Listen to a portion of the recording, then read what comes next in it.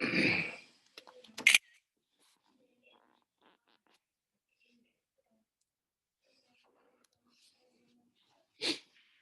Work energy and power, सबसे पहले इसमें वर्क वाला पोर्शन करेंगे, है ना। उसके बाद काइनेटिक एनर्जी, फिर पोटेंशियल एनर्जी, फिर कंजर्वेशन ऑफ मैकेनिकल एनर्जी करेंगे, फिर पावर के बारे में करेंगे।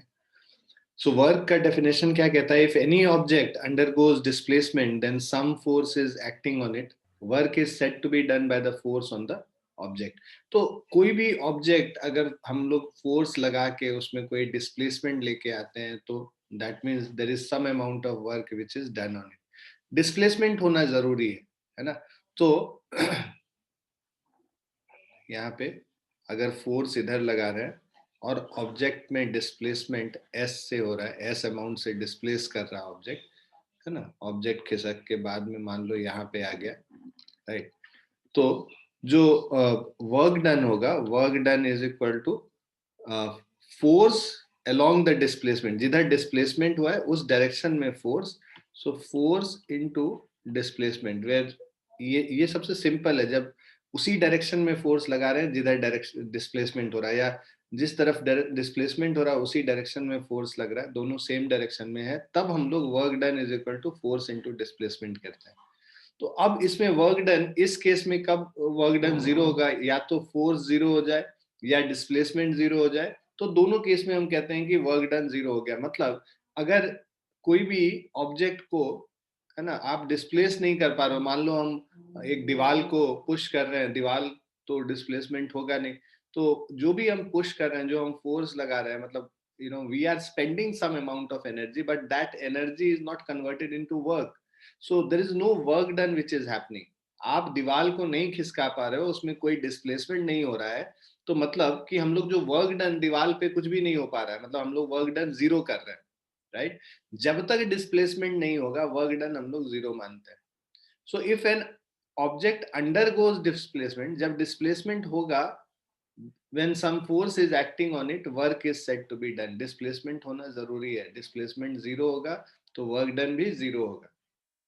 अब इसमें अलग अलग, है ना, डेफिनेशन वर्क का दिया गया है। पहला डेफिनेशन ये कहता है कि suppose point P undergoes displacement while a force F acts on it at an angle theta.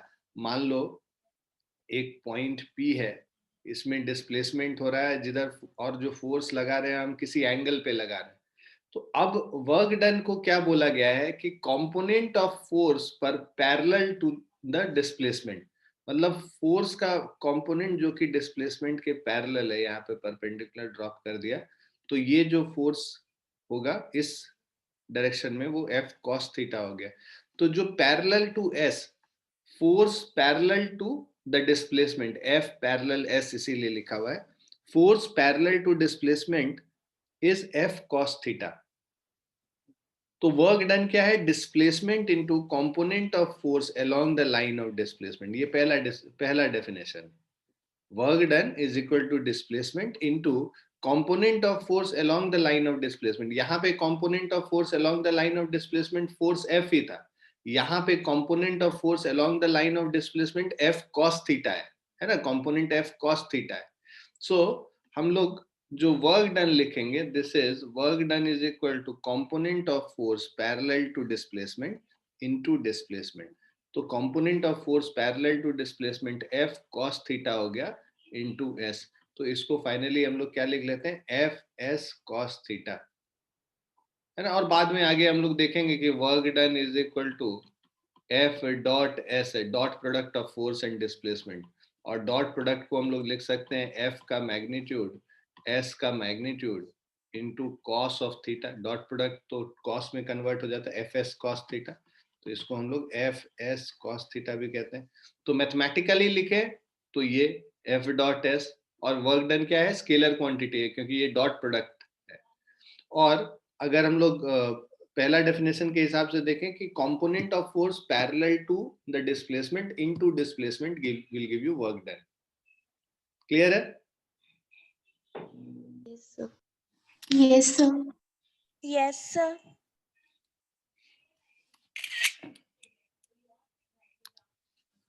अब ये एग्जाम्पल देखेंगे इसमें तो find the work done by gravitational force on block as it slides on an incline plane from A to B.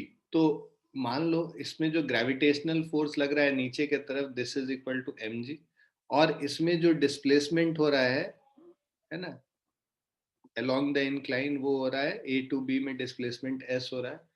अब हमें दो force का component लेना होगा, एक जो परपेंडिकुलर है डिस्प्लेसमेंट के और एक जो पैरेलल है डिस्प्लेसमेंट के। बिकॉज हमने अभी डेफिनेशन में कहा कि work done is equal to force parallel to displacement into S, right. तो इसका मतलब फोर्स पैरेलल टू डिस्प्लेसमेंट, ये वाला जो कंपोनेंट है, ये कंपोनेंट है mg sin थीटा, जो पैरेलल वाला है, जो परपेंडिकुलर है mg cos थीटा। तो force parallel to displacement is mg sin theta into s। तो work done is equal to mg sin theta into s हो गया। अब यहाँ पे ये समझिए कि साइन थीटा क्या है। Sine theta is equal to perpendicular by hypotenuse. Perpendicular है h और हाइपोटेनस है s। सो मतलब sine theta is equal to h by s जो है, इसको हम लोग इस सेकेंड इक्वेशन में सब्स्टिट्यूट कर लेते हैं। तो from 1 and 2 we have work done is equal to mg into sine theta, मतलब h by s into s। s और s कैंसिल हो गया, so this is equal to mgh। So work done is equal to mgh, ठीक है। So this is m।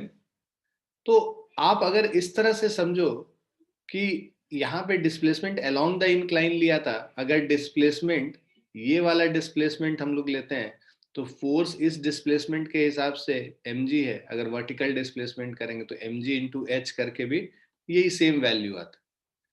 सो यहाँ पे force के along displacement देखेंगे तब mg h ऐसे होता है, जो अभी हम लोग थर्ड डेफिनेशन में करेंगे भी, सेकंड थर्ड डेफिनेशन। ये क्लियर है बच्चों? Yes, sir. Sir. Yes, sir.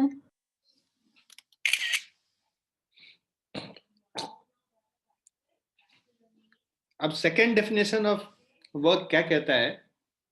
Work is equal to force into displacement into cos of angle between force and displacement. तो सेकेंड डेफिनेशन में ये सिंपली जो हम लोग जो डॉट प्रोडक्ट कह रहे थे, एफ डॉट एस मतलब force into displacement into cos of angle between force and displacement, F S cos theta, right. अब यहाँ पे देखिए, a box is moved over a horizontal path by applying a force F is equal to 80 newton. तो हम लोग एक force लगा रहे हैं at an angle theta is equal to 60 degree. हम लोग जो फोर्स लगा रहे हैं F is equal to 80 newton, और हॉरिजॉन्टल से जो इसका एंगल है theta is equal to 60 degree. और what is the work done by the force during the displacement over the box over a distance 500 meter along the horizontal। तो ये जो displacement है s is equal to 500 meter। so work done is equal to fs cos theta। so work done is equal to force 80, displacement 500 into cos of 60 degree। so work done is 80 into 500 cos 60 degree 1/2 हो गया, ठीक है।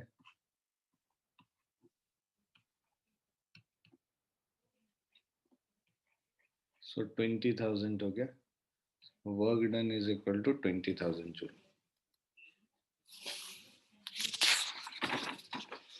Clear है बच्चों? Yes, sir. Yes, sir.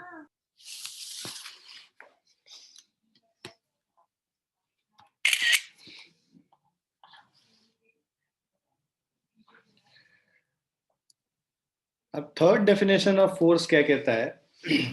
हम लोग पहले जो निकाल रहे थे वहां पे फोर्स का कंपोनेंट डिस्प्लेसमेंट के अलोंग निकाल रहे थे। अब यहाँ पे हम लोग डिस्प्लेसमेंट का कंपोनेंट फोर्स के अलोंग निकाल रहे हैं। मतलब डिस्प्लेसमेंट का कंपोनेंट फोर्स के अलोंग, तो एस अलोंग एफ है ना। तो डिस्प्लेसमेंट तो this is s cos theta हो जाएगा, ठीक है। So work done is equal to force into component of displacement along the line of force. पहले हम लोग फोर्स का कंपोनेंट डिस्प्लेसमेंट के अलोंग, यहाँ डिस्प्लेसमेंट का कंपोनेंट फोर्स के अलोंग, एक ही बात है। डिस्प्लेसमेंट का कंपोनेंट फोर्स के अलोंग s cos थीटा हो जाता है, तो work done is equal to force into component of displacement along this s cos theta, तो ये भी fs cos थीटा ही होगा। So component of displacement along, so हम लोग क्या कहते हैं, work done is equal to force into component s parallel to f। So this is work done is equal to F into S cos theta. So इससे work done is equal to F into S into cos theta. तो ये भी definition same value देगा, force into displacement into cos of the angle between them. Right? तो same question जो हम लोगों ने ये वाला किया था फर्स्ट वाला, उस क्वेश्चन को अगर देखो, in the figure below find the work done by gravitational force. Gravitational force mg इधर है, ठीक है, और हम लोगों को s का कंपोनेंट mg के अबाउट लेना है, तो work done is equal to force into component of displacement along the direction of force.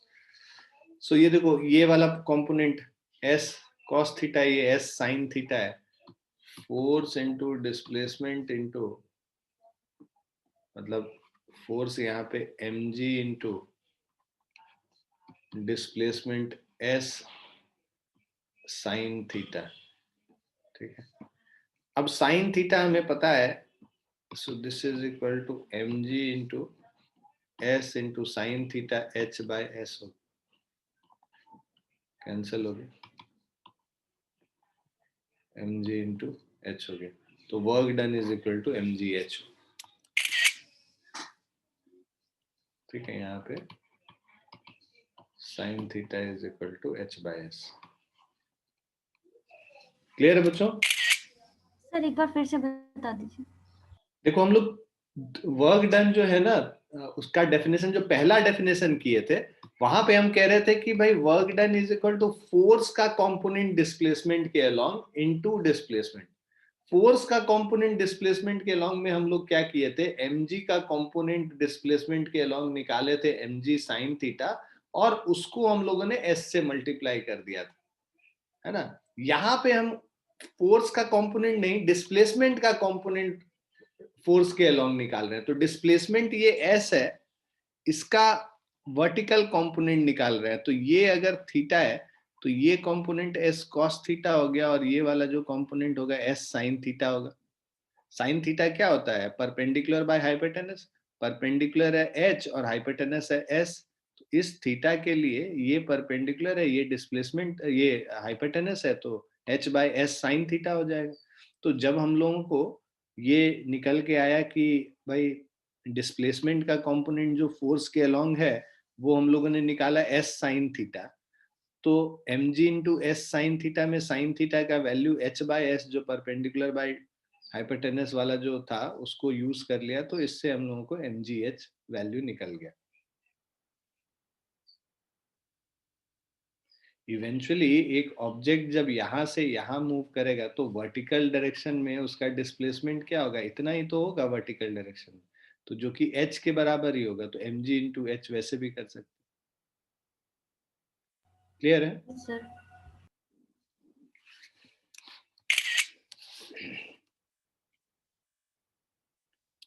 Fourth definition of work जो हम लोग अभी जहाँ सेकंड वाला कर रहे थे उस समय हम लोग ने डिस्कस भी किया था कि work is also defined as dot product of force and displacement. So S is equal to, so S is displacement of point of application of force and of force F, then W is equal to F dot S. इसको solve करते हैं तो F S cos theta हो जाता है, right.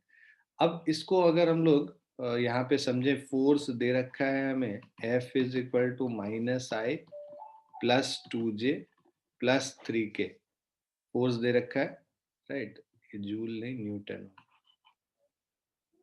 Right. The work done by the force in displacing it from P 0,0,0 और ये Q 2,5,4, तो देखो अब डिस्प्लेसमेंट क्या होता है, initial position vector, final position vector minus initial position vector, ठीक है। तो final position vector minus initial position vector, final position vector क्या है, 2i plus 5j plus 4k minus 0i plus 0j plus 0k। तो displacement vector जो होगा this is equal to 2i plus 5j plus 4k। Work done is equal to f dot s। so force is minus i plus 2j plus 3k। इसका dot product निकाल रहे हैं 2i plus 5j plus 4k।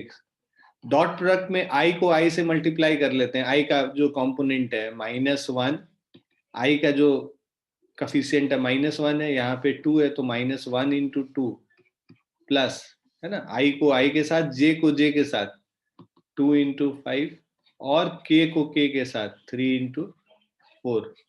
तो ये क्या हो गया, -2 plus 10 plus 12, तो 22 minus 2 is equal to 20। So 20 joule इसका आंसर हो गया। क्लियर है बच्चों? Yes, sir.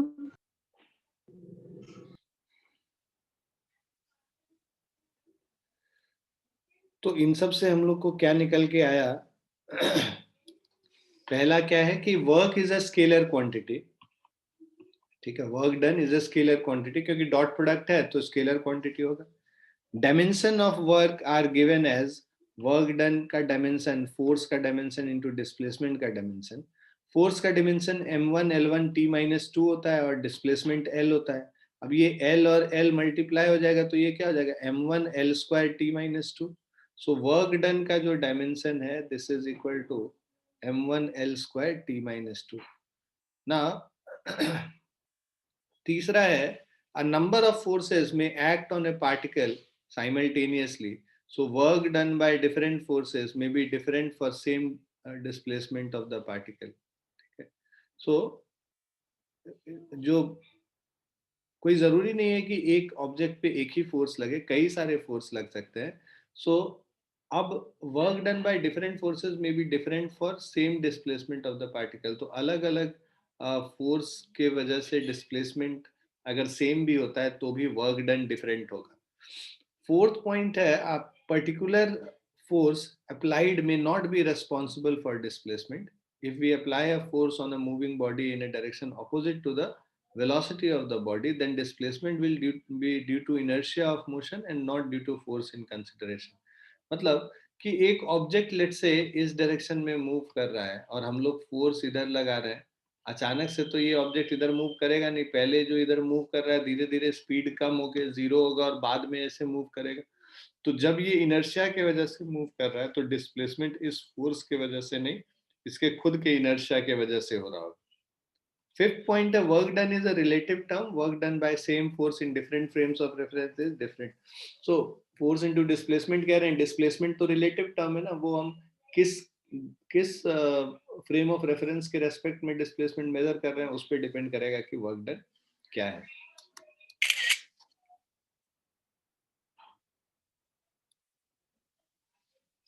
Now absolute unit of work हम लोगों को पता है, एसआई यूनिट ऑफ वर्क क्या होता है, जूल होता है। So work is said to be done, said to be 1 joule. 1 joule work कब होगा, जब 1 न्यूटन ऑफ फोर्स लगा के 1 मीटर डिस्प्लेसमेंट हम लोग प्रोड्यूस करते हैं तो वर्क डन 1 जूल कहलाता है। So work is said to be 1 joule when body displaces through 1 metre in the direction of 1 newton, ठीक है। So from work done F dot S, जो हम लोगों ने ये वर्क डन का जो फॉर्मूला हमने यूज किया है F dot S, so 1 joule is equal to 1 newton into 1 metre. In terms of symbols joule is equal to newton metre, और जूल इज न्यूटन का केजी मीटर पर सेकेंड है, KG metre per second square, और 1 metre से multiply कर लिया तो 1 joule is KG metre square per second square. SI unit के बाद सीजीएस यूनिट जो वर्क का होता है वो अर्ग होता है ना। और सीजीएस यूनिट में जैसे work done force into displacement है, अर्ग को 1 डाइन इंटू 1 सेंटीमीटर कहेंगे, जैसे 1 जूल को 1 न्यूटन इंटू 1 मीटर कह रहे थे, राइट। यहाँ पे 1 joule is equal to 1 newton into 1 metre था। सीजीएस यूनिट में 1 अर्ग इज 1 डाइन, यहाँ पे फोर्स का सीजीएस यूनिट डाइन होता है, डिस्प्लेसमेंट का सेंटीमीटर होता है, तो 1 डाइन इंटू 1 सेंटीमीटर। और इसको अगर हम लोग को जूल्स में कन्वर्ट करना होगा, जूल और इसका रिलेशन अगर हम लोग को देखना होगा अर्ग का, तो 1 joule is equal to 10 to the power 7 erg. Simple है, 1 डाइन जो है, 1 न्यूटन जो है 10 टू द पावर 5 डाइन होता है, और 1 metre 10 to the power 2 centimetre होता है। तो न्यूटन मीटर को डाइन सेंटीमीटर में कन्वर्ट करेंगे तो 1 जूल 10 टू द पावर 7 अर्ग हो जाएगा, ठीक है। तो हम लोग का जो रिलेशन है 1 joule is equal to 10 to the power 7 erg. तो ये हमारा सीजीएस यूनिट हो गया, ये हमारा एसआई यूनिट हो गया। क्लियर है बच्चों? Yes, sir. sir, तीसरा जो यूनिट होता है उसको हम लोग ग्रेविटेशनल यूनिट ऑफ वर्क कहते हैं। ग्रेविटेशनल यूनिट ऑफ वर्क में केजी मीटर और ग्राम सेंटीमीटर करके 2 यूनिट है। सो 1 kg meter of work is said to be done when a body displaces through 1 meter in the direction of 1 kg weight force। तो 1 kg weight force में यहाँ पे जो unit है वो देखो ग्रेविटेशनल यूनिट है 1 kg weight। So 1 kg metre is 1 kg weight into 1 metre. 1 kg weight को अगर हम न्यूटन में कन्वर्ट करेंगे तो 9.81 न्यूटन इंटू 1 मीटर। तो इसका मतलब 1 kg मीटर जो हमारा ग्रेविटेशनल यूनिट है ये 9.81 जूल्स के बराबर है। उसी तरह अगर हम लोग ग्राम सेंटीमीटर को कन्वर्ट करना है जूल अर्ग में, देखना है कि क्या वैल्यू होता है। 1 ग्राम सेंटीमीटर मतलब 1 gram weight into 1 centimetre. Gram weight को डाइन में कन्वर्ट कर लो, 981 डाइन हो गया, और सेंटीमीटर तो इसी में रखे हम लोग डाइन सेंटीमीटर, तो 1 ग्राम सेंटीमीटर इज 981 अर्ग, ठीक है। 1 केजी मीटर इज 9.81 जूल, ठीक। So 1 kg meter is 9.81 joules and 1 gram centimeter is 981 erg।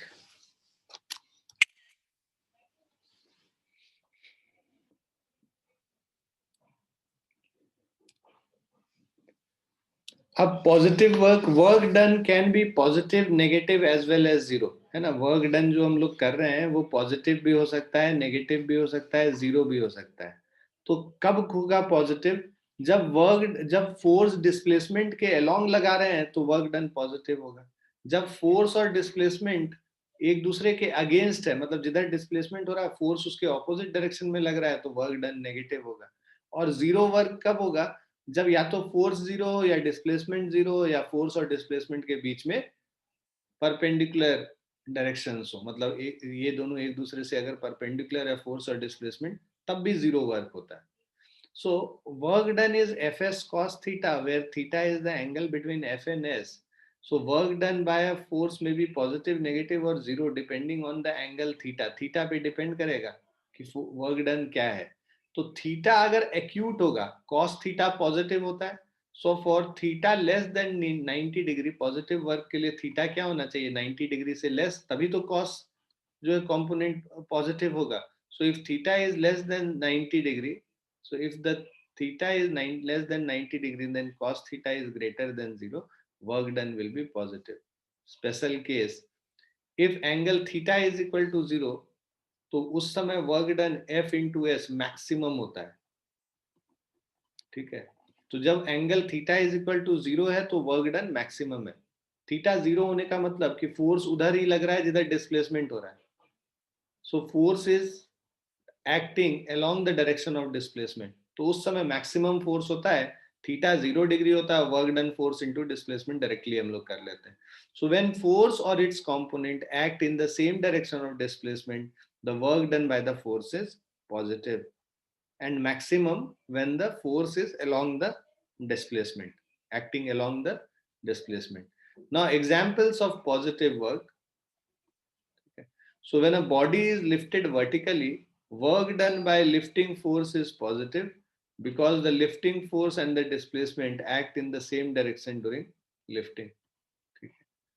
So जब भी हम लोग एक बॉडी को वर्टिकली लिफ्ट करते हैं, सो उस केस में work done bye lifting force is positive because the lifting force and the displacement act in the same direction during lifting. अब इसके बाद आते हैं हम लोग नेगेटिव वर्क पे. So if theta is greater than 90 degree, ठीक है, तो cos theta is less than 0. जब थीटा ग्रेटर देन 90 डिग्री है, cos थीटा लेस देन 0 है, वर्क डन भी लेस देन 0 होगा, मतलब नेगेटिव हो जाएगा. तो ग्रेटर देन 90 डिग्री मतलब थीटा जब ऑब्ट्यूज होता है तो cos थीटा नेगेटिव होता है. और special case if angle theta is 180 degree, cos 180 degree -1 हो जाएगा, तो उस समय मिनिमम फोर्स होगा, मिनिमम वर्क डन होगा, minus of F into S. So this is your minimum work.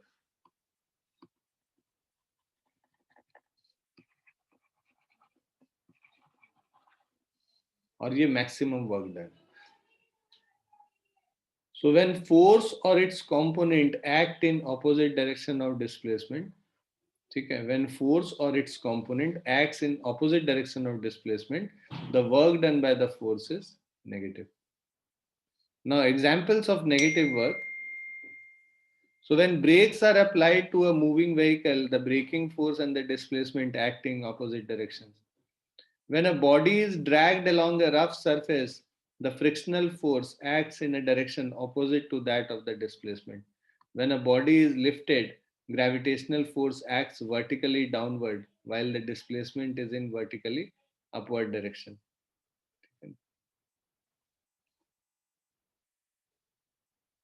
So देखो ये एग्जाम्पल है नेगेटिव वर्क का. तो जब ब्रेक्स आर अप्लाइड, मतलब देखो ब्रेक अप्लाई होगा तो फोर्स ऑपोजिट डायरेक्शन में लगेगा जिधर डिस्प्लेसमेंट है, तो वहां नेगेटिव वर्क है. जब body is dragged along A rough surface तो फ्रिक्शन हमेशा ऑपोजिट लगता है जिधर डिस्प्लेसमेंट हो रहा है, तो वहां पे भी नेगेटिव वर्क होगा फ्रिक्शन की वजह से. कोई भी ऑब्जेक्ट को जब हम लोग लिफ्ट करते हैं ऊपर की तरफ, तो उस समय जो ग्रेविटेशनल फोर्स एक्ट होता है, नीचे लग रहा है, तो ग्रेविटेशनल फोर्स की वजह से जो वर्क डन होगा किसी ऑब्जेक्ट को लिफ्ट करने में, तो डिस्प्लेसमेंट इधर होगा एस ऊपर, और ग्रेविटेशनल फोर्स लग रहा है नीचे, तो इसमें ग्रेविटेशनल फोर्स की वजह से जो वर्क डन होगा that will again be negative. तो एग्जांपल्स ऑफ नेगेटिव वर्क समझ में आ गया आप लोग?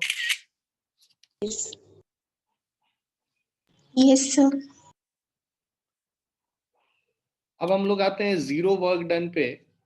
सो जब वर्क डन हम लोग कह रहे हैं force into displacement into cos theta होता है, it is clear from the equation that work done by the force is zero when.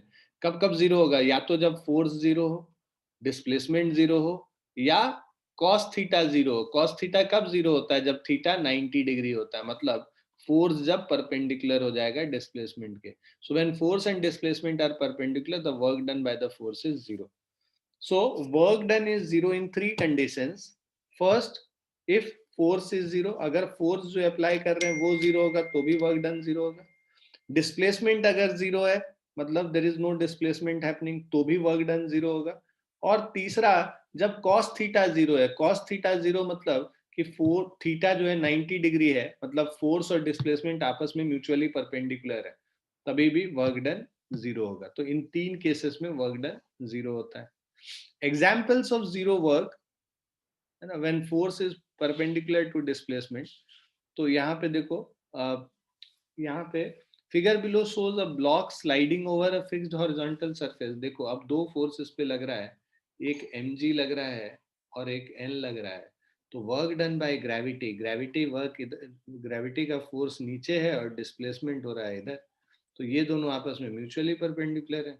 तो वर्क डन बाय ग्रेविटी, ये mg है, is zero because mg is perpendicular to s. Work done by n is also zero because n is perpendicular to s. ठीक. Now centripetal force is perpendicular to displacement, right? तो centripetal force इधर है, displacement इधर है, तो centripetal force is perpendicular to displacement. तो work done bye centripetal force भी क्या होगा? हमेशा जीरो होगा, क्योंकि देखो हर मोमेंट पे डिस्प्लेसमेंट, जो वेलोसिटी का डायरेक्शन वो इधर है, फोर्स इधर है, तो जो डिस्प्लेसमेंट है वो टेंजेंशियल डायरेक्शन में है, फोर्स जो है रेडियल डायरेक्शन में है, दोनों आपस में म्यूचुअली परपेंडिकुलर है, इसीलिए सेंट्रिपिटल फोर्स के वजह से हमेशा वर्क डन जीरो होता है। तो ये दो एग्जाम्पल हो गया, एक तो वेट के वजह से वर्क डन कहीं हॉरिजॉन्टली अगर ऑब्जेक्ट मूव कर रहा है तो उधर जीरो होगा, और दूसरा हम लोगों ने देखा कि कोई भी बॉडी जब सर्कुलर मोशन में मूव करता है तो सेंट्रिपिटल फोर्स की वजह से जो वर्क डन होता है वो जीरो होता है, क्योंकि सेंट्रिपिटल फोर्स रेडियल डायरेक्शन में लग रहा है और डिस्प्लेसमेंट जो है वो अलोंग द सर्कमफेरेंस हो रहा है, जो टेंजेंशियल डायरेक्शन है उसके डायरेक्शन में हो रहा है। क्लियर है बच्चों? Yes, sir. So,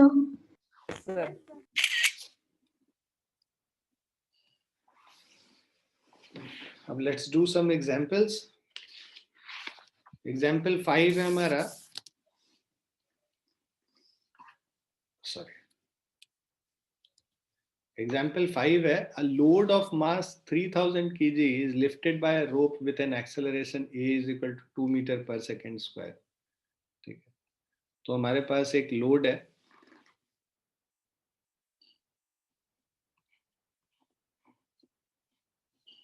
इस लोड का मास जो है वो 3000 kg है, is lifted by a rope with an acceleration 2 meter per second square।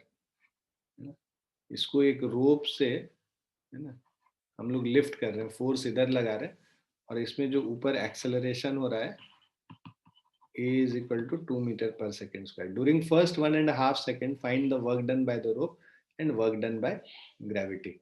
तो वर्क डन बाय रोप मतलब ये फोर्स कितना वर्क डन कर रहा है, ठीक है। तो नीचे की तरफ ये वेट mg लग रहा है, राइट। तो अगर हम लोग इस पे Newton second law of motion से इक्वेशन लिखें तो F ऊपर लग रहा है, नीचे फोर्स mg लग रहा है, F minus mg is equal to mass into acceleration. So अब हम लोगों को F का वैल्यू पहले तो निकालना है, वर्क डन बाय रोप निकालने के लिए फोर्स जो रोप लगा रहा है वो निकालना पड़ेगा, F का वैल्यू। तो F is equal to mg plus ma। mg mass है 3000 kg into g10 plus 3000 into 2, F is equal to 30,000 plus 6,000, force 36,000 Newton।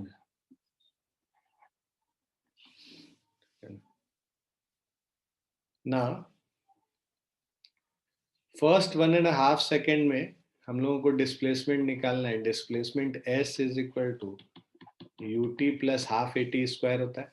भाई इनिशियल वेलोसिटी तो जीरो दिया हुआ है ना, तो यहाँ पे S is equal to half into first 1.5 second बोला है ना, तो रेस्ट से स्टार्ट हो रहा है, हाफ इंटू एक्सेलरेशन हम लोगों को पता है 2 है, इंटू टी स्क्वायर 1.5 इंटू 1.5, इसको कैंसिल करेंगे तो ये आ जाएगा 2.25 मीटर डिस्प्लेसमेंट हो गया। So work done is equal to, पहला है वर्क डन बाय रोप हम लोग को निकालना है, so work done by rope is equal to force into displacement, क्योंकि दोनों सेम डायरेक्शन में है, फोर्स भी ऊपर लग रहा है, डिस्प्लेसमेंट भी ऊपर की तरफ हो रहा है। फोर्स लग रहा है 36,000 न्यूटन और डिस्प्लेसमेंट हो रहा है 2.25 मीटर। तो इसको कैलकुलेट करेंगे तो ये 81,000 जूल्स हो जाएगा।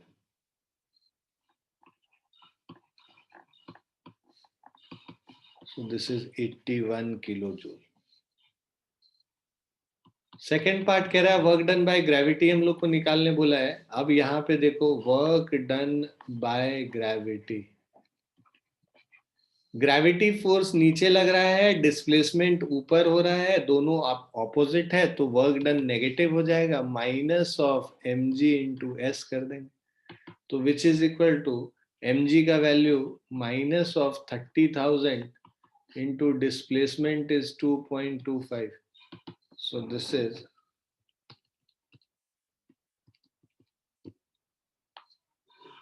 minus of 67,500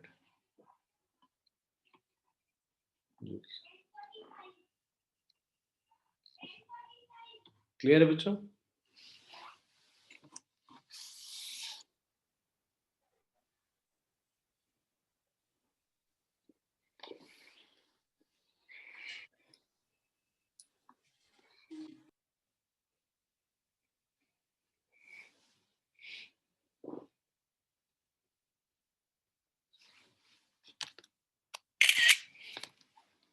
आगे समझ आप लोग को? Yes, sir.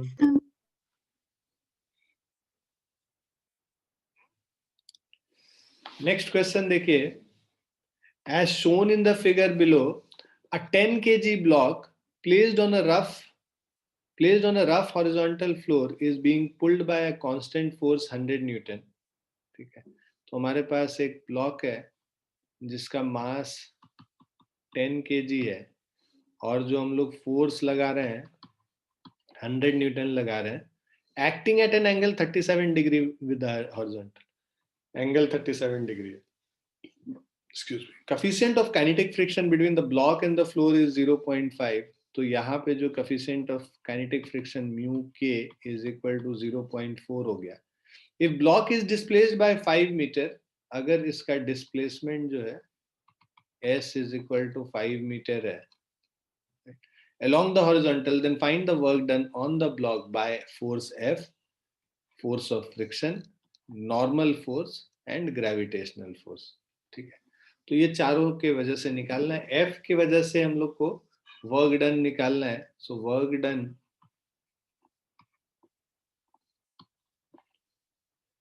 Bye F is equal to force का component parallel to displacement into displacement, मतलब F cos theta into S. Value करेंगे F cos थीटा 100 cos 37. ठीक है, 100 cos 37 into displacement 5. ठीक है,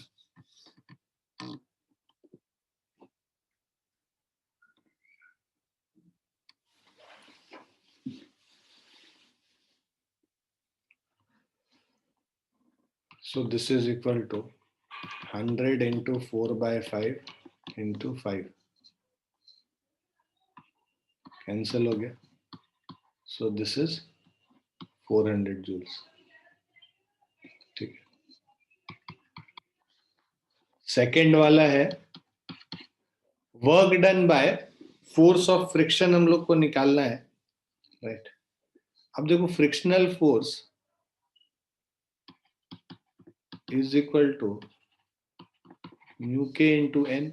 अब देखो F के दो कंपोनेंट हैं, इधर है F cos 37, इस तरफ है F sin 37.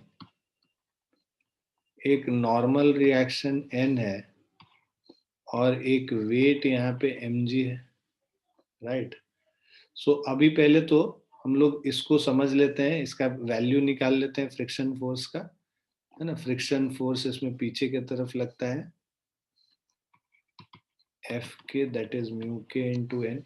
तो N का वैल्यू पहले हम लोग को निकालना है. ठीक है, सो N का वैल्यू निकालने के लिए वर्टिकल डायरेक्शन में इक्विलिब्रियम अगर हम देखते हैं, N plus F sine 37 is equal to mg. So N is equal to mg minus F sin 37. ठीक है, so normal reaction N is equal to mg. इसका मास है 10 into g का value 10 minus F 100 into sin 37 3 by 5. तो 100 minus 60 40 Newton हो गया N का value. अब F के friction force is equal to mu के इंटू एन है. म्यू के का वैल्यू दे रखा है हम लोग को क्वेश्चन में 0.4 into 40. So this is 16 Newton. Fk हो गया. अब work done by friction, work done by force of friction.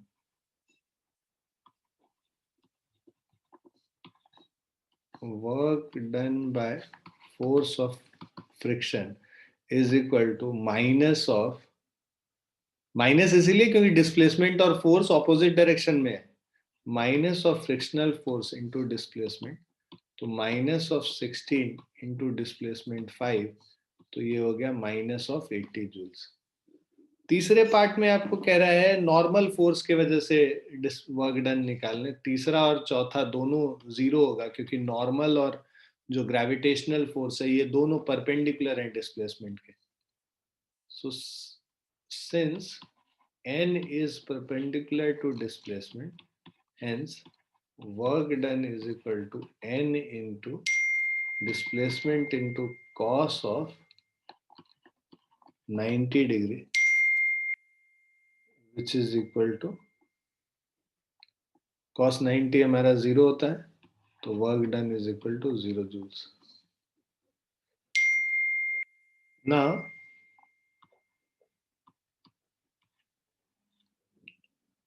fourth है, since gravitational force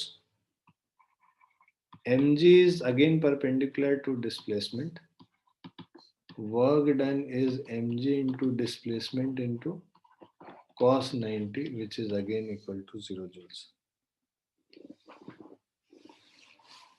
Clear है बच्चों? Yes, sir. Yes, sir.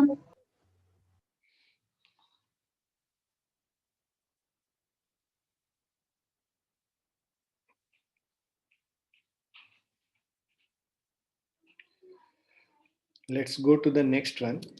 तुम नोटिस करोगे कि वर्क एनर्जी और पावर, और इनफैक्ट थोड़ा सा सर्कुलर मोशन भी इजियर पार्ट है थोड़ा, है ना. और इनफैक्ट जितने भी अब लीनियर मोमेंटम, कोलिजन और ये सारी चीजें भी बहुत डिफिकल्ट नहीं है, इजी ही है एज कंपेयर टू जो शुरू के तुमको चैप्टर्स को देख के लगे होंगे, क्योंकि इन सब में वो सब चैप्टर का भी कॉन्सेप्ट यूज होता है, वो तुम ऑलरेडी आता है, थोड़ा बहुत ये भी कॉन्सेप्ट यूज होता है. तो इससे क्या है कि थोड़ा अब जो है बस जो डिफिकल्ट चैप्टर रोटेशन बचेगा हम लोग का, बाकी सब उतना डिफिकल्ट नहीं है, इजी है. मतलब इजी है इन द सेंस कि प्रैक्टिस करोगे तो इजी है, नहीं पढ़ोगे तो सब चीज डिफिकल्ट है.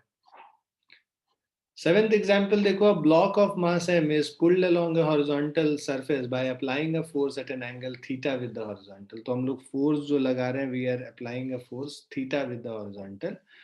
If the block travels with a uniform velocity and has a displacement s, देखो क्या लिखा है, block travels with uniform velocity, मतलब कि कोई एक्सेलरेशन नहीं हो रहा है. एक्सेलरेशन नहीं हो रहा है इसका मतलब कि जो हॉरिजॉन्टल डायरेक्शन में इक्विलिब्रियम मेंटेन्ड है, मतलब फोर्स जितना राइट को लग रहा है उतना ही लेफ्ट को लग रहा है. And has a displacement S and a coefficient of kinetic friction is mu. यहाँ पे coefficient of kinetic friction mu होगा, फ्रिक्शन इधर लगेगा. एफ के दो कंपोनेंट होंगे, एक हो गया एफ कॉस थीटा और दूसरा हो गया एफ साइन थीटा. इसका वेट हो गया mg और नॉर्मल रिएक्शन n हो गया. फ्रिक्शन फोर्स जो है F is equal to mu N हो जाएगा, है ना. अब हमें ये कह रहा है, और इसमें जो डिस्प्लेसमेंट हुआ है डिस्प्लेसमेंट s होगा.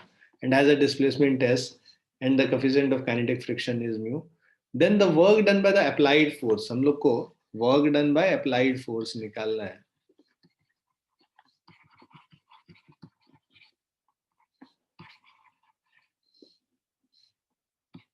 Is equal to F cos theta into S हो गया, है ना. अब ये समझो कि since the block is moving with uniform velocity,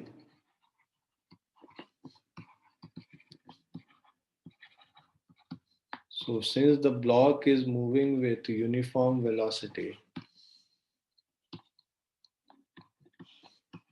force is balanced in the horizontal direction, horizontal direction में हमारा क्या फोर्स है, F cos theta is equal to mu into N, जो फ्रिक्शन फोर्स लग रहा है, और एन का वैल्यू हम लोग को निकालना है, ये फर्स्ट हो गया। और जो हमारा n का वैल्यू है, देखो n plus F sine theta is equal to M G, तो मतलब n is equal to M G minus F sine theta, second equation. From 1 and 2 हम लोग कंबाइन कर लेते हैं फर्स्ट और सेकेंड इक्वेशन को, तो f cos theta is equal to mu into n, मतलब M G minus F sine theta हो गया। ठीक है, सो अब देखो यहाँ पे हम लोग को तो f का वैल्यू निकालना है। f का वैल्यू अगर हम लोग निकालेंगे पहले, सो f साइन थीटा इस तरफ ले आओ, मतलब f cos theta plus mu f sine theta is equal to mu M G. f common ले लोगे, cos theta plus mu sine theta is mu mg, so f is equal to mu mg divided by cos theta plus mu sin theta। ठीक है, तो mu mg divided by cos theta plus mu sin theta, ये f का value हो गया, है ना। अब हम लोग को जो वर्क डन निकालना है, work done will be f cos theta into s, इसको पुट कर लेंगे तो मतलब mu mg cos theta into s divided by cos theta plus mu sine theta, तो mu M G cos theta into S by, तो ये second option है sir. Clear बच्चों? Yes, sir. Yes, sir. इसके बाद इधर लिखा है,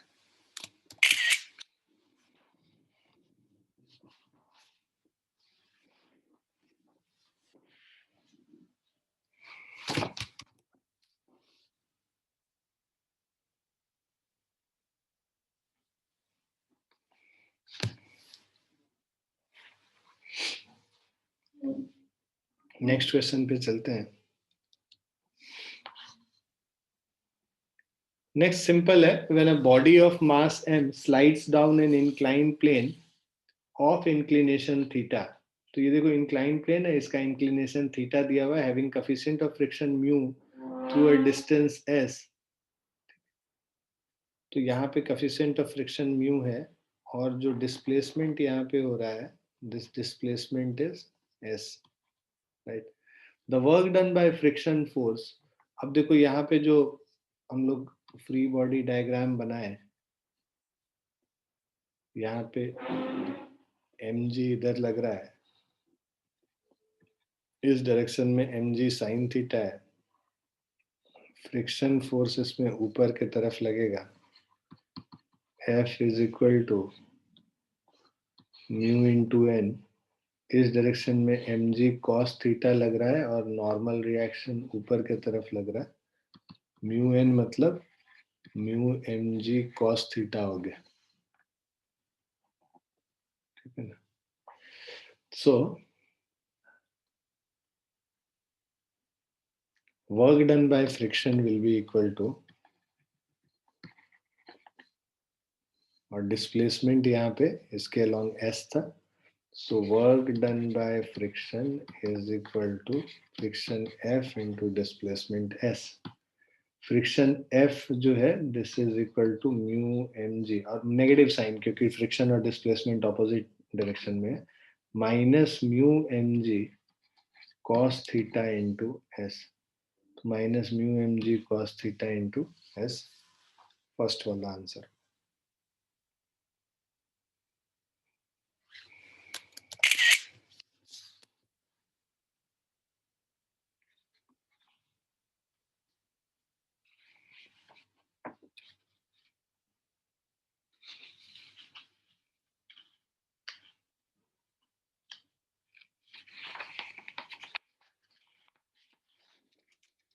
क्लियर है बच्चों?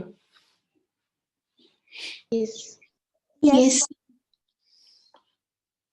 9th example है, a block of mass m is pulled by a force F along the inclined plane at constant velocity. तो ऊपर जो पुल कर रहे हैं इसका वेलोसिटी कांस्टेंट है, मतलब जितना फोर्स ऊपर लग रहा है उतना ही नीचे लगा रहा है.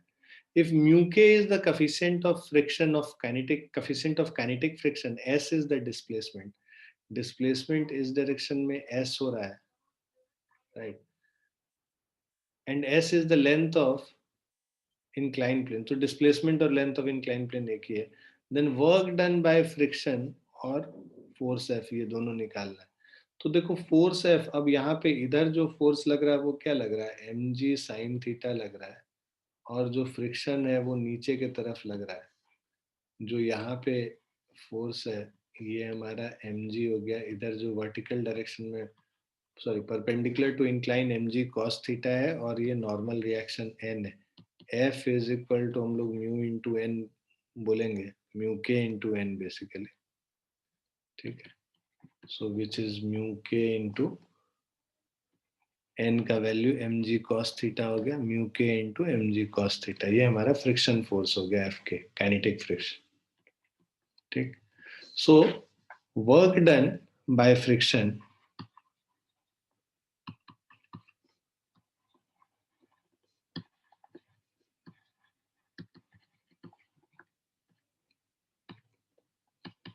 So work done by friction is minus of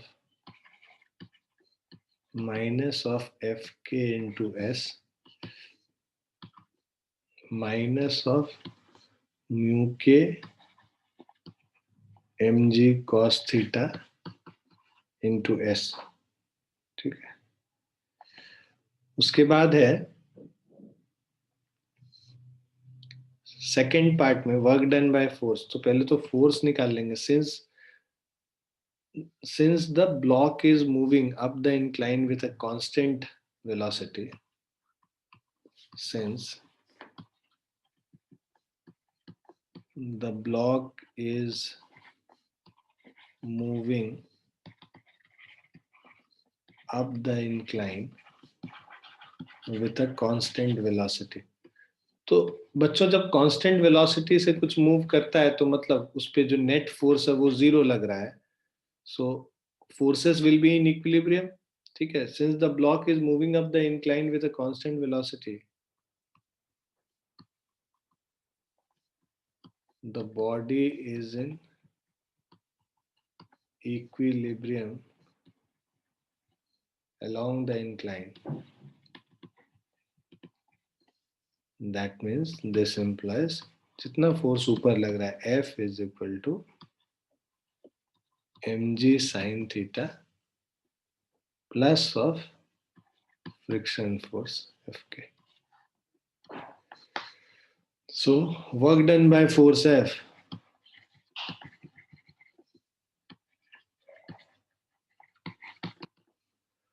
force F की वजह से जो वर्क डन है फोर्स इंटू डिस्प्लेसमेंट कर देंगे. फोर्स हमारा है mg sin theta plus of mu k into mg cos theta into displacement s. mg common ले लो, sin theta plus mu k cos theta into displacement s.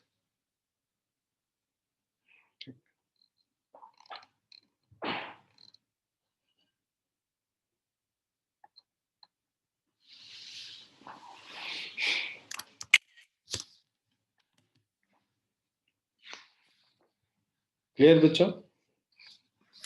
Yes, sir. Yes, sir. Yes, sir.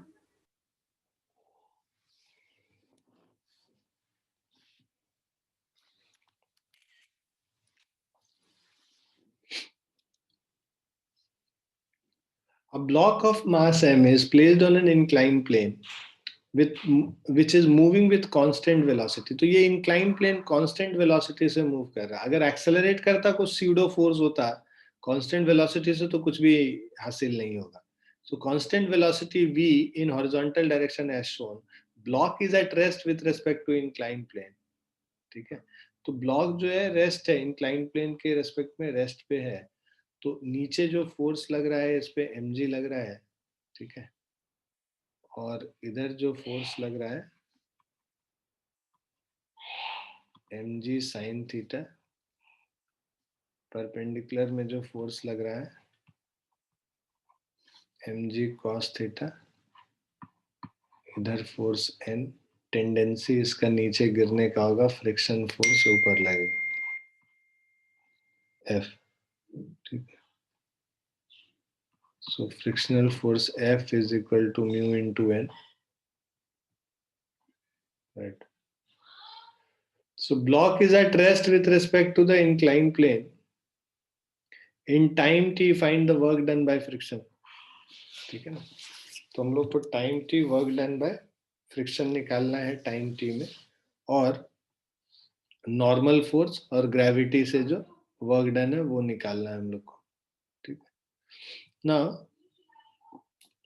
अब यहाँ पे अगर आप देखोगे object rest पे है, तो friction force F will be equal to mg sin theta. F is what? Mu n is equal to mg sin theta.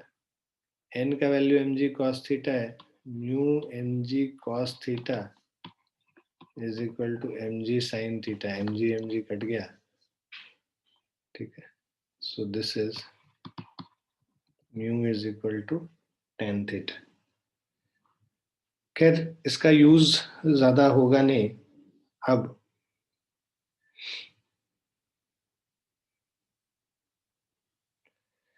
अब ये कह रहा है इसमें, now block is at rest with respect to the inclined plane, but ground के respect में तो ये मूव करेगा, यूनिफॉर्म वेलोसिटी v से जा रहा है, तो इसमें जो डिस्प्लेसमेंट हुआ इस डायरेक्शन में, इस पे displacement s is equal to speed v into T, ठीक है। So this is the displacement, है ना, t टाइम में इसका जो डिस्प्लेसमेंट हो गया v इंटू टी हो गया।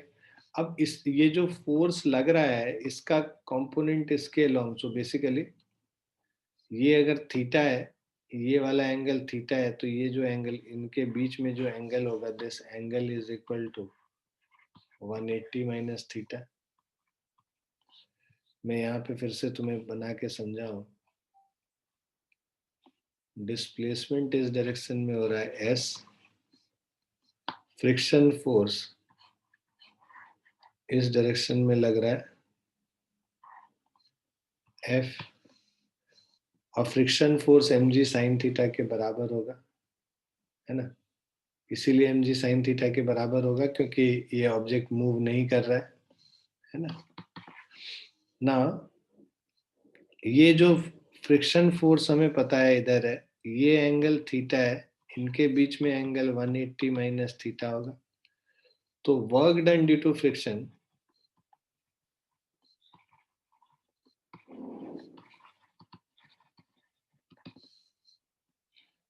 is equal to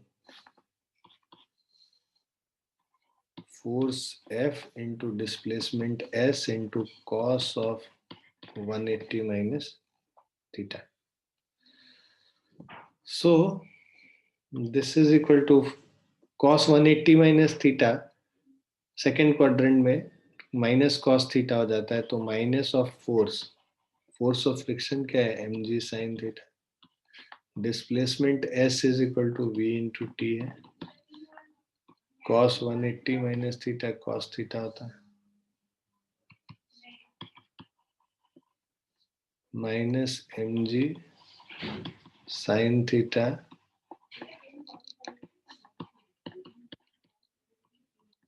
so minus mg sin theta into cos theta, ठीक है, into V T. So this is work done due to friction, पहला वाला। सेकंड बोल रहा है नॉर्मल फोर्स से जो वर्क डन होगा, नॉर्मल फोर्स देखो इधर लगा रहा है, ये थीटा है, ये 90 माइनस थीटा है, so work done due to normal force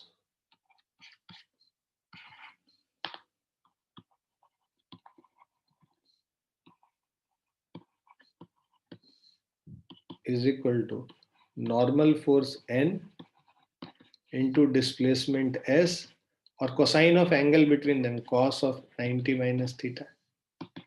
N जो है mg cos theta के बराबर है mg cos theta into S into cos 90 minus theta sin theta हो गया. S is equal to Vt हो गया. So mg cos theta into Vt into sin theta.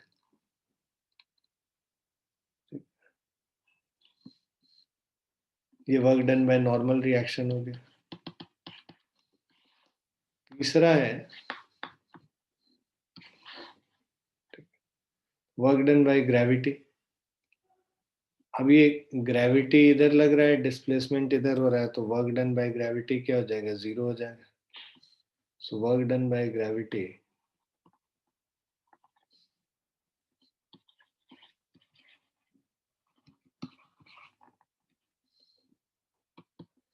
work done by gravity is equal to mg into displacement s into cos of 90 degree because they are perpendicular to each other. ये 0 हो जाएगा.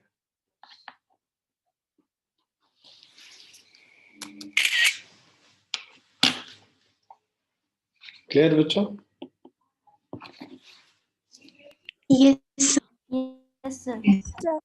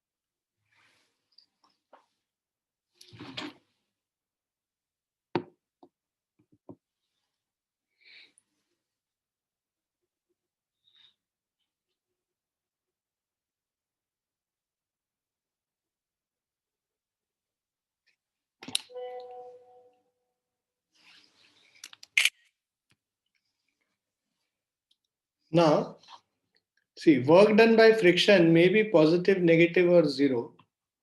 कैसे? So when a block is pulled by a force F on a rough and the block does not move, the work done by friction is 0. देखो यहाँ पे हम पुल कर रहे हैं, फ्रिक्शन फोर्स उतना ही होगा जितना हम फोर्स लगा रहे हैं, क्योंकि ये जो स्टैटिक फ्रिक्शन है this is self adjusting, right? तो यहाँ पे बिकॉज डिस्प्लेसमेंट 0 है, ऑब्जेक्ट तो मूव नहीं कर रहा है, डिस्प्लेसमेंट 0 है, तो वर्क डन बाय फ्रिक्शन 0 हो जाएगा. Second case, when block is pulled by a force F on a stationary surface, the work done by the kinetic friction is negative. आप इसको पुल कर रहे हो, फ्रिक्शन फोर्स इधर लग रहा है और ऑब्जेक्ट मूव कर रहा है, डिस्प्लेसमेंट इधर हो रहा है. इन दोनों के बीच में फोर्स, फ्रिक्शन फोर्स और डिस्प्लेसमेंट के बीच में एंगल 180 डिग्री है, वर्क डन नेगेटिव हो जाएगा इस केस में. तीसरा case, consider a block A placed on block B. So consider a block A placed on block B. When the block A is pulled with a force F, इसको हम लोग force F से pull करेंगे तो इस पे friction पीछे लगेगा और B पे friction आगे के तरफ लगेगा. So the friction force does negative work on block A and positive work on block B. यहाँ पे friction जो A पे इस डायरेक्शन डिस्प्लेसमेंट के ऑपोजिट डायरेक्शन में है, तो A पे नेगेटिव वर्क डन करेगा और B पे जो फ्रिक्शन फोर्स लग रहा है वो डिस्प्लेसमेंट के अलोंग लग रहा है, तो B पे जो वर्क डन होगा वो पॉजिटिव वर्क डन होगा. So work done by static friction on an object में be positive, negative as well as 0. ठीक है. पॉजिटिव नेगेटिव कब होगा? जब बेसिकली ये यूनिफॉर्म वेलोसिटी से आगे मूव कर रहा होगा और डिस्प्लेसमेंट अगर नहीं हो रहा होगा, मतलब लिमिटिंग केस नहीं रीच किया होगा, उस समय वर्क डन 0 हो जाएगा. The work performed by static friction on system is always 0. तो अगर स्टैटिक फ्रिक्शन है ऑन सिस्टम इज ऑलवेज 0 क्योंकि वो मूव नहीं करेगा. Work done bye kinetic friction on object में भी पॉजिटिव, नेगेटिव और 0, जैसे यहाँ पे देख रहे हैं हम लोग. network performed by kinetic friction on the system. Network होगा अलग अलग. So net work performed by kinetic friction on the system is always negative, and it depends on relative displacement between the contact surfaces. Okay.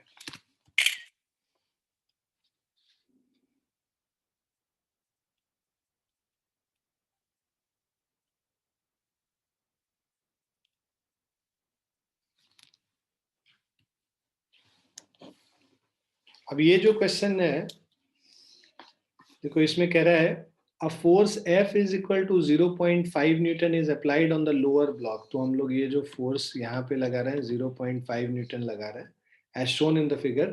The work done by the lower block on upper block for a displacement of 3 meter of the upper block with respect to ground is, तो ये हम लोग को work done by lower block on upper block for a displacement of 3 meter of the upper block with respect to ground हम लोग को निकालना है.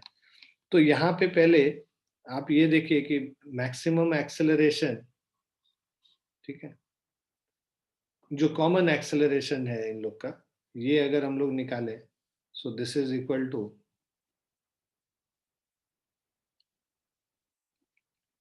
जो फोर्स लग रहा है, ये देखो ये स्मूथ सरफेस है तो यहाँ कोई फ्रिक्शन नहीं है, राइट. तो common acceleration is F is equal to total mass 2 plus 1 into acceleration A.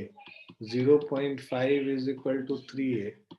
A is equal to 0.5, ठीक है, into 0.5 by 3, ठीक है, ये हो गया 0.5 by 3 metre per second square, right. अब अगर हम लोग इस पे ये देखें कि इस पे जो फोर्स लगा रहे हैं, राइट, तो इसका अगर हम मैक्सिमम एक्सेलरेशन जो 1 kg ब्लॉक का पॉसिबल है, ये देखो कि इस पे फ्रिक्शन क्या हो रहा है. इस पे पहले हम 2 kg वाले ब्लॉक का फ्री बॉडी डायग्राम अगर बनाते हैं, इस पे F लगा रहे हैं, ये तो स्मूथ है, यहाँ पे फ्रिक्शन फोर्स लगेगा. So this is equal to, so 0.1 इंटू n हो गया,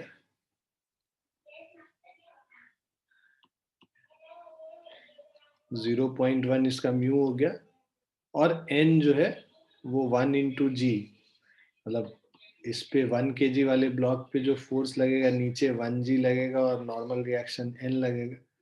तो इस पे जो 2 kg वाले ब्लॉक पे जो फ्रिक्शन है वो पीछे की तरफ लगेगा 2.1, 0.1, यहाँ पे n is equal to 1g, मतलब 10 न्यूटन हो गया. 0.1 इंटू 10, ये F इज इक्वल टू 0.5 है, और ये 0.1 इंटू 10, 1, मैक्सिमम जो इस पे फ्रिक्शन है 1 है. तो मतलब कि जो हम फोर्स लगा रहे हैं वो फोर्स से ज्यादा फ्रिक्शन हो सकता है, मतलब लिमिटिंग वैल्यू हम लोग नहीं रीच करेंगे. तो ये दोनों साथ में ही मूव करेगा, और साथ में मूव करेगा, उसका एक्सेलरेशन इतना है. जो अप्लाइड फोर्स होगा उस अप्लाइड फोर्स के इतना ही फ्रिक्शन फोर्स लगेगा, क्योंकि यहाँ पे मैक्सिमम फ्रिक्शन जो है 1 न्यूटन तक लग सकता है, जबकि ये जो है हम लोग 0.5 न्यूटन ही लगा रहे हैं. तो जितना फोर्स लगाएंगे उतना ही यहाँ पे फ्रिक्शन आएगा, है ना, क्योंकि ये रिएक्शन फोर्स है. फ्रिक्शन फोर्स कभी भी अप्लाइड फोर्स से ज्यादा नहीं हो सकता, ये सेल्फ एडजस्टिंग है. तो अप्लाइड फोर्स 0.5 न्यूटन है, तो फ्रिक्शन जो मैक्सिमम होगा वो 0.5 न्यूटन ही होगा, ठीक है. तो अब ये 0.5 bye 3 metre per second square से दोनों साथ में मूव कर रहे हैं block.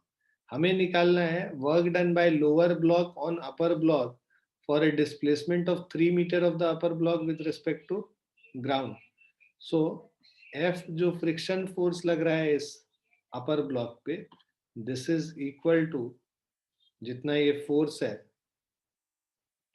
Friction force F is equal to इस वाले ब्लॉक पे, that is mass into acceleration.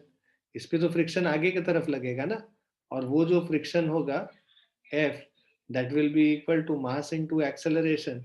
Acceleration 0.5 by 3 है और mass इसका 1 है, तो mass m into acceleration, that is 1 kg by 0.5 by 3. So friction force is equal to 0.5 by 3, which is equal to 1/6 हो जाएगा. 0.5 को 1/2 लिख लेंगे तो 1/6 न्यूटन हो गया फ्रिक्शन फोर्स. अब ये फ्रिक्शन फोर्स 1/6 न्यूटन है. वर्क डन क्या हो जाएगा? Friction force into displacement s. 3 metre move कर रहा है तो 1/6 into 3, this is equal to half joules और 0.5 जूल्स. तो आंसर ऑप्शन सेकंड. क्लियर है बच्चों? Yes, sir. Yes, sir.